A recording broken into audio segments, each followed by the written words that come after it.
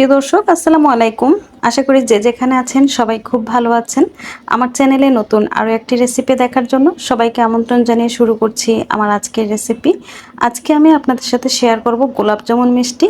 আর এটা একদম দোকানের মিষ্টির মতোই পারফেক্ট হবে, নরম সফট তুলতুলে, কোনো রকম চুপসে যাবে না। আপনারা যদি সেম রেসিপি ফলো করে এই মিষ্টিটা বাসায় ট্রাই করেন, তো চলুন রেসিপিটা দেখে নেই। আমি এখানে 2 লিটার দুধের ছানা নিয়েছি।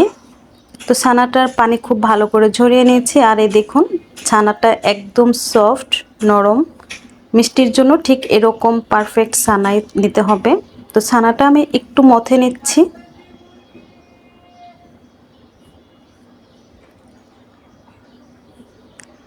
ছানা খুব বেশি মথা যাবে না, মানে এমনভাবে মথতে হবে যেন ভিতরের যেই অয়েলি ভাবটা সেটা যেন বের হয়ে না আসে। তো আমি একটু মথে নিয়েছি। এখন আমি এখানে কিছু ইনগ্রেডিয়েন্টস অ্যাড করে দিব।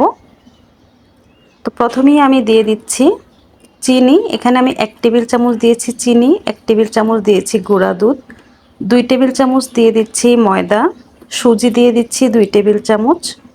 পরিমাণগুলো আপনারা একটু খেয়াল করবেন। এখন সব কিছু একসাথে ভালো করে মিশিয়ে তারপর ছানার সাথে মথে নিব।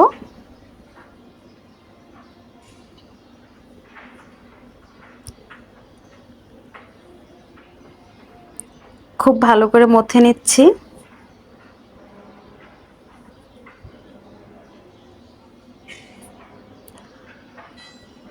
তো এখানে আমি সামান্য একটু পানি ছিটিয়ে দিয়ে তারপর মথে নিচ্ছি। এমনভাবে পানিটা দিতে হবে যেন এই ছানাটা নরম হয়ে না যায়। অল্প অল্প করে ছিটা দিয়ে তারপর আমি মথে নিচ্ছি। মিষ্টির দোকানে কিন্তু ঠিক এভাবেই মিষ্টিগুলো তৈরি করা হয়।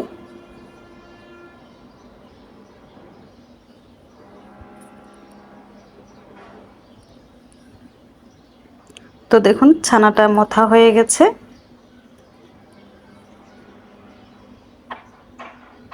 এখন এই ছানাটা আমি কিছুক্ষণের জন্য রেস্টে রেখে দিব, 15 মিনিটের মতো, খুব বেশি না।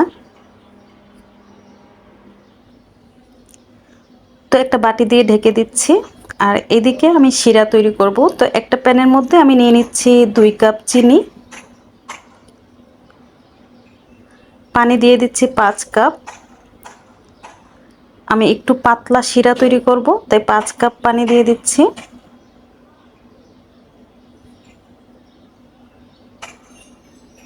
দিয়ে দিচ্ছি 2টা এলাচ, এতে করে মিষ্টি থেকে খুব সুন্দর ফ্লেভার বের হবে।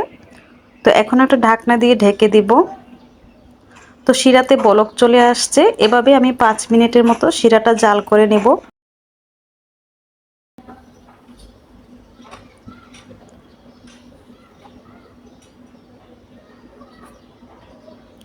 তো শিরাটা হয়ে গেছে, আমি একটা ঢাকনা দিয়ে ঢেকে একপাশে রেখে দিচ্ছি।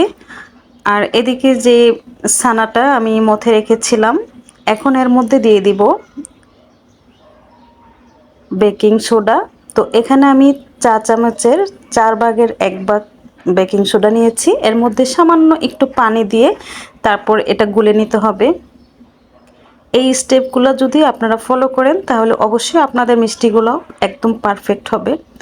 এখন ছানাটা আমি সোডার সাথে খুব ভালো করে মিশিয়ে নিচ্ছি। আপনারা দেখে বুঝতে পারছেন একদম ভালোভাবে মেশাতে হবে। এ পর্যায়ে মনে হচ্ছে ছানাটা একটু লিকুইড, এতে ভয়ের কোনো কারণ নাই। আমি এখন এখানে দিয়ে দিচ্ছি সাদা তেল 1 চামচ পরিমাণ। আপনারা চাইলে এখানে ঘি অ্যাড করতে পারেন। এখন ছানাটা আমি আবারও মথে নিচ্ছি। আর এখন কিন্তু আর প্লেটে লেগে আসবে না।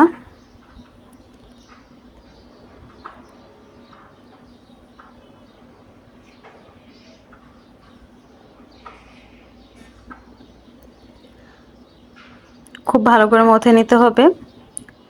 তো এটা মাখানো হয়ে গেছে।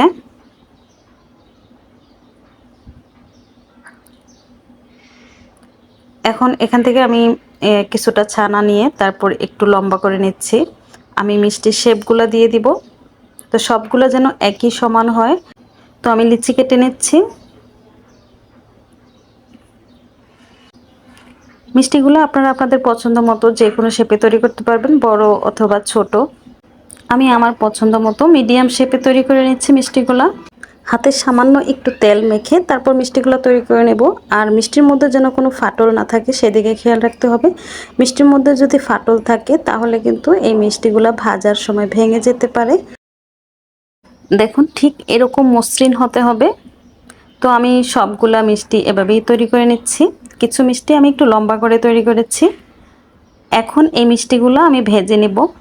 তো তেলটা এমনভাবে গরম করতে হবে যেন আপনি আঙ্গুলটা দিতে পারছেন, ঠিক এরকম গরম অবস্থায় মিষ্টিগুলো ছেড়ে দিব।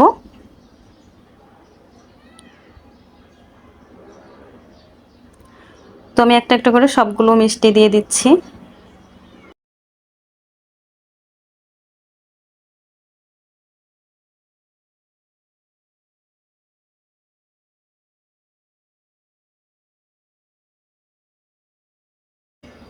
সবগুলো মিষ্টি দিয়ে তারপর একটু ঝাঁকিয়ে দিচ্ছি কড়াইটা। তো দেখুন এগুলা 2-3 মিনিট পরে নিজে নিজে ফুলে তেলের মধ্যে ভেসে উঠবে। তারপর একটা স্প্যাচুলা দিয়ে আলতো হাতে উল্টে দেব, কারণ মিষ্টিগুলো এ পর্যায়ে কিন্তু অনেক নরম আছে।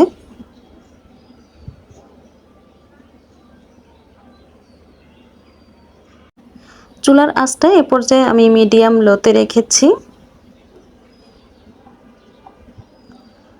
তো মিডিয়াম রেখে তারপর আমি এই মিষ্টিগুলো ভেজে নেব। তো আস্তে আস্তে দেখুন মিষ্টির মধ্যে কিন্তু কালার চলে আসছে। তো এগুলো এখন আমি অনবরত নাড়তে থাকবো যাতে সব দিকে সমানভাবে কালারটা আসে।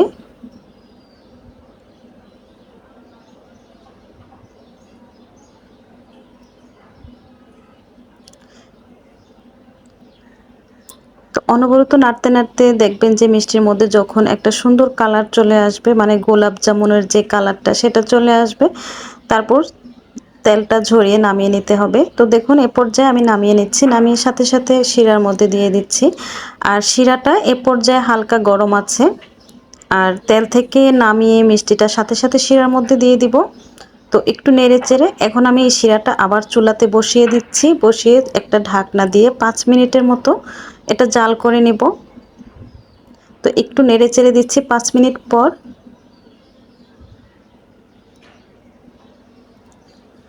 তো এভাবে আমি প্রায় 20 মিনিটের মতো মিষ্টিগুলো রান্না করব। আর অবশ্যই চুলার আঁচটা হাইতে রেখে তারপর এই মিষ্টিগুলো রান্না করতে হবে। তো 20 মিনিট পর দেখুন মিষ্টিগুলো হয়ে গেছে। এ পর্যায়ে মিষ্টিগুলো অনেকটাই নরম হয়ে গেছে। এখন আমি চুলাটা অফ করে দিব। তো এই চুলাটা এখন অফ করে আমি এভাবেই 7-8 ঘন্টা মিষ্টিগুলো রেখে দিব। এতে করে মিষ্টির ভিতরে শিরাটা খুব সুন্দরভাবে ঢুকে যাবে। তো 7-8 ঘন্টা পর আমি মিষ্টিগুলো আপনাদেরকে একটু সার্ভ করে দেখাচ্ছি। মানে মিষ্টিগুলা খেতে অসম্ভব মজা হয়েছে, আর দেখেই বুঝতে পারছেন মিষ্টিগুলো একদম নরম সফট তুলতুলে হয়েছে। আর শিরা খেয়ে দেখুন মিষ্টিগুলোর অবস্থা। আমি একটু চাপ দিলে দেখুন কিভাবে শিরা বের হচ্ছে। আবার ছেড়ে দিলে কিন্তু মিষ্টিগুলো আবার আগের পর্যায়ে চলে আসছে।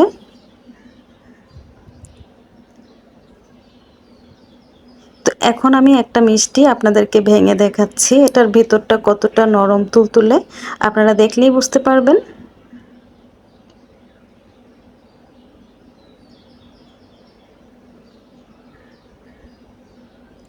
আর ভেতরে কিন্তু একদম জুসি, মানে শিরা ঢুকে এটা একদম জুসি হয়ে গেছে। আর এটার ভেতরটা দেখুন কতটা নরম। তো এই পারফেক্ট গোলাপ জামুন মিষ্টিগুলা যদি আপনারা বাসায় ট্রাই করতে চান তাহলে সেম রেসিপিটা ফলো করতে হবে। আর আমার এই চ্যানেলে আপনারা যদি আরও এরকম কোনো নতুন ভিডিও পেতে চান তাহলে অবশ্যই আমার এই চ্যানেলটাকে সাবস্ক্রাইব করে পাশে থাকার বেল আইকনটি অন করে রাখতে হবে। আমি যখনই কোনো নতুন ভিডিও আপলোড দিব সাথে সাথে নোটিফিকেশন আপনাদের মোবাইলে চলে যাবে। আজকের মতো বিদায় নিচ্ছি। আল্লাহ হাফিজ।